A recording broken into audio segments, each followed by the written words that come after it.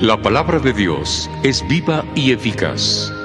Escucha y medita el Evangelio de hoy con el Padre Ricardo López Díaz.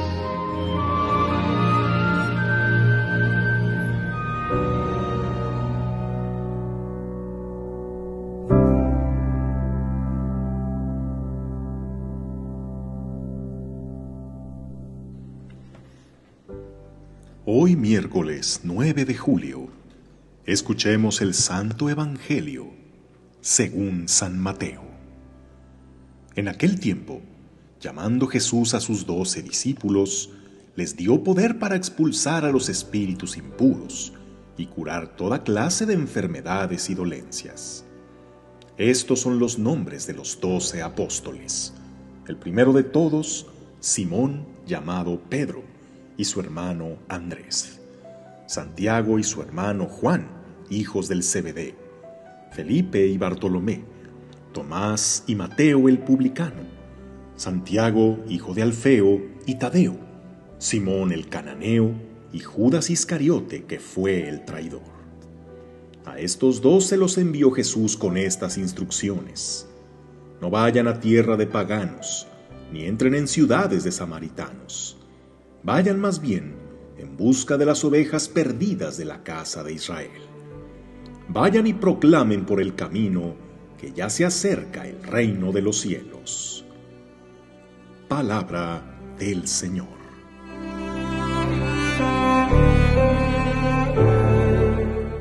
Uno de los relatos más bellos, emotivos, inspiradores y cargados de enseñanza que podemos encontrar en la Biblia es, sin duda, la historia de José, el soñador. Historia que se ha representado en novelas, películas, musicales, pero como siempre no hay como leerla directo de la fuente original, de los capítulos 37 al 50 del libro del Génesis.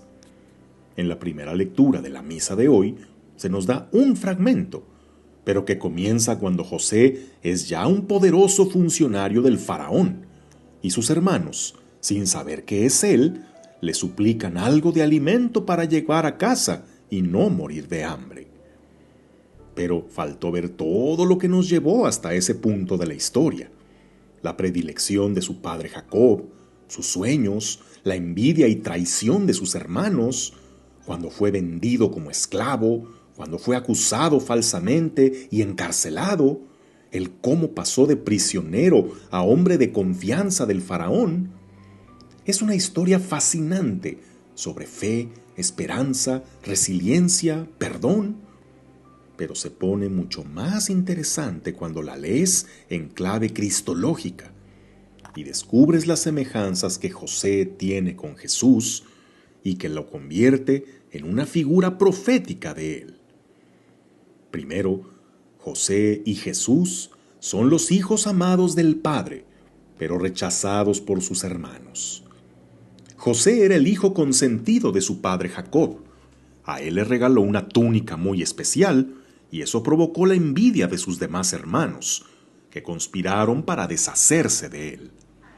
Jesús, en el bautismo y la transfiguración, es presentado como el hijo amado del Padre, en quien pone sus complacencias, el que vino a los suyos, y los suyos no lo recibieron, y fueron los de su mismo pueblo los que buscaron cómo matarlo y seguir siendo ellos los buenos. A José, sus hermanos lo venden como esclavo a unos mercaderes ismaelitas por 20 monedas de plata. A Jesús, uno de sus discípulos lo entrega a sus enemigos por 30 monedas de plata. José fue encarcelado injustamente, pero guardó silencio y esperó en Dios. Jesús fue condenado sin culpa alguna, pero como oveja ante el esquilador, no abrió la boca, no se defendió. José, en lugar de vengarse de los que lo traicionaron cuando podía hacerlo, los perdona y los ayuda. Y Jesús en la cruz muere gritando: «Padre, perdónalos, porque no saben lo que hacen», y muere por salvar a quienes lo crucificaron. José entendió que Dios convirtió la mala intención de sus hermanos en obra de salvación cuando les dijo: «Ustedes pensaron hacerme un mal, pero Dios lo convirtió en un bien». Y Jesús convirtió algo tan humillante e injusto como la cruz en instrumento de salvación y esperanza. Si pones juntas la historia de José y la de Jesús, encontrarás muchas similitudes, que en José son una profecía y en Cristo el pleno cumplimiento.